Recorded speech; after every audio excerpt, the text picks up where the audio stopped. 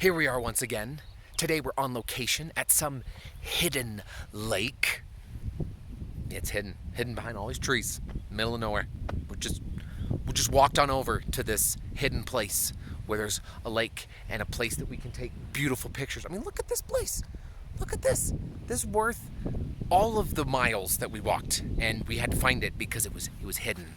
But anyway, I'm not here to tell you about a lake. I'm here to tell you about how I failed. Because I did. I failed. How exciting is that? I had a failure. So if you remember, a couple weeks back, I went to kickstart a game as part of our game division called Infected. And we put it out there. We let the little child go off. Oh my goodness, all these mosquitoes. All these, the mosquitoes found the hidden lake. They found it. It's not very hidden for mosquitoes. But we created the game called Infected, and we turned it into a Kickstarter, and we released it out into the world.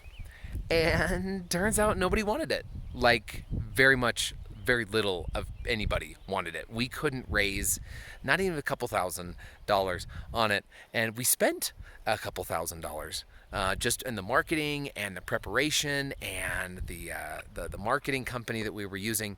We spent all this money, and so it was a loss. It was a loss. It was a several $1,000 loss. I learned once from a gentleman, and this sounds a little cliche, but he always taught me to fail forward. So that when something goes wrong, you basically take the data from that failure and you move it to your next project, and you say, hey, how do I take what I've learned here and move it forward? You know, sometimes it's those lessons that you need to learn that enable you to create something better in the future. I know of a handful of lessons that when we release a new game, we're going to use. We're going to take those. We're going to hold them close to our heart and use them for the next project. And maybe the next time we go around, we release a similar game, but we adjust certain things, and then it's going to be successful. Maybe the timing just wasn't right, and we release the same product in 2 years, and it's successful. We've had that happen with sandals, where we release them 1 year, and they don't get popular for another 2 years, year and a half down the road. But don't be afraid of failing.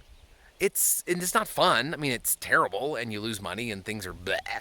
But take the lessons. Take the data, take the feelings that you have and package them together and say, what am I going to do differently? And then on the next project, make that one more successful. And if that one's a failure, then make the next one a success. But always learn from your failures and fail forward.